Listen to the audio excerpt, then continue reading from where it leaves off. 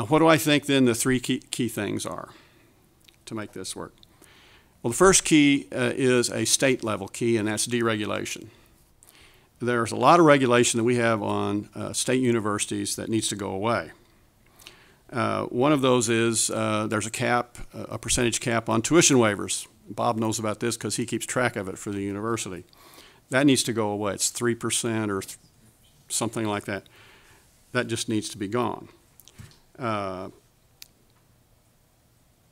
In order to recruit students either domestically or internationally, we have to have flexibility to keep things affordable. Now, we know if we waive all the tuition, we're not doing ourselves any favors because we still have to pay the faculty.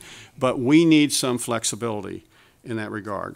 There are other examples of deregulation. There's actually a state commission that's looked at that. But just as one example, bidders that are going to do more than $50,000 worth of business with us, with any state agency, have to register with the State Board of Elections. There may be real good reasons to have that rule, but it cost us, I don't know, $130,000 last year because the low bidders weren't registered with the State Board of Elections. So those are state issues. What about at the federal level? Well, we need to reform immigration in some way. We need to enable graduate education, get the student, get it, develop it, and keep it, or GPR, get, prepare, and retain. And we need some help there. We need more expedited processes for when we're getting trying to get our students here, the visas and all that. And then afterwards, the ability of people to stay if it makes sense to them and to us. And then the third is both a state and federal change that has to happen, and that is to develop a willingness to compare the long-term return on investment of $1 in higher ed versus $1 in corrections versus $1 in health care versus you name it. And these would be exceedingly hard decisions because we're a nation that is good-hearted. We want to help people. We want to have safety nets. The question is, in the long run, how do we afford what's enough and it's going to be in the best interests, overall interests of the university. It's not all of the country. It's not all about the money, but it is about our long-term competitive standing in the world. And I think the single most important point out of the video for me and the conversations we've had is if we fail to build the cadre of scientific and creative talent in this country, then we will inexorably drop in terms of our ability to compete. Thank you. Thank you. Dr. Schlachter. Yes, thank you.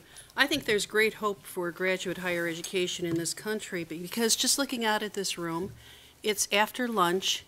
It is very cozy in here and warm and comfortable, and there's a high degree of energy, so we can go nowhere but forward and go forward well. Interesting panel. As I look at the various participants here, we've talked, well, we've had schools, Ivy League institutions, certainly a number of representatives from state institutions, public institutions. And I think my role here is to talk about, well, Lewis University, not Lewis, but as characteristic of private higher education. We are in the Carnegie classification of just a comprehensive university, comprehensive masters, and that includes small, medium, and large. There are public institutions there, and there are 24 of those types of institutions in Illinois. But largely they are private institutions. And so as I talk a little bit about Lewis University, I'm going to talk about us and our, but what I'm talking about is private, because I think for those colleagues of mine in the room and those that are not here, they're very characteristic of this type of education. And at the end of the day, it's going to take all of our types of institutions to address this problem and to strengthen these pathways. Well, let me tell you a little bit about Lewis briefly. We have 6,000 students. About 1,900 of them are graduate students. Interestingly, 77% are part-time students. And so we have a much smaller percentage of full-time students. That part-time, as opposed to last year, came down 2 points. We were 25% last year. Whether or not that has anything to do with the economy is would be interesting to look at. Graduate enrollment, as we talked about today, is growing, has grown very much. We have grown in the last 2 years 10% in our graduate enrollment, and so it is a very quickly growing portion of our population, our student population. But the really good part here is not only are we growing in graduate student enrollment, but we're growing in unrepresented and minority students as well.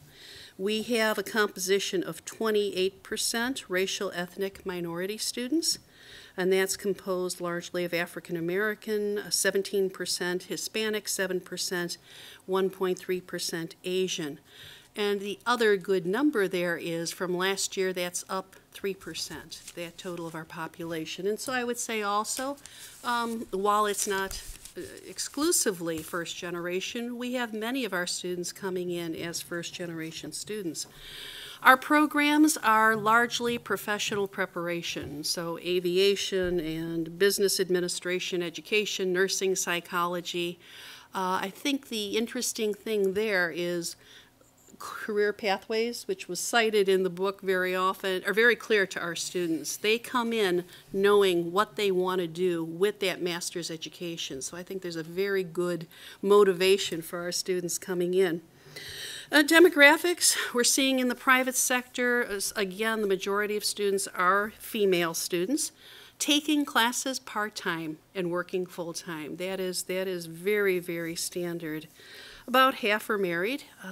General population, 25 to 44 years old.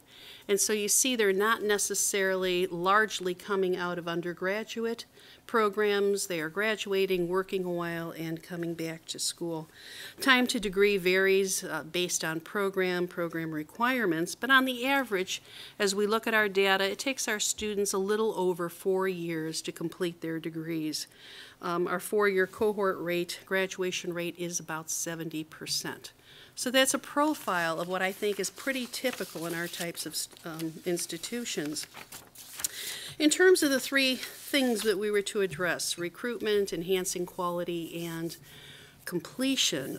Recruitment is pretty standard. I think we all do pretty much the same thing, but what you're going to see is probably more personalization, more involvement of faculty going to hospitals, corporations, school districts, serving as advisors right in the places where the students are working, and I think that helps quite a bit. We are very cognizant of and concerned about the pipeline, the pathway, whatever we're calling it these days, and working very closely with high school populations. Lewis is unique in that we have our founding program, and one of our largest programs is aviation. When we're working with socioeconomic groups that maybe have not had some of the experiences that others have, we're talking about aviation. Some of the reaction we have is, I'm afraid of heights. Now, you may not want to major in aviation for a number of reasons, but when someone says, I'm afraid of heights, that says you probably have never been on a plane.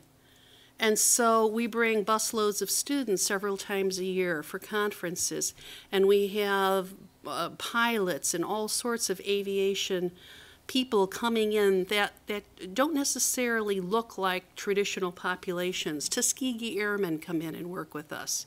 There are pilots who are women. And so that outreach into the high schools is critical. We don't have graduate sciences, but we have partnerships, for example, with Proviso West, which is a challenged high school in the outskirts of the city.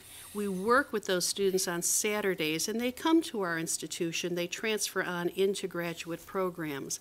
And so there are ways to really help recruitment, and it has to happen long before they come to our doorstep as that 25 or 30-year-old student. We also have a number of articulations with institutions who have graduate programs that we don't have, and so we may be taking in students into pharmacy, into chiropractic or whatever, and having very close arrangements so that they're successful and seamless all the way through those programs. Those things work.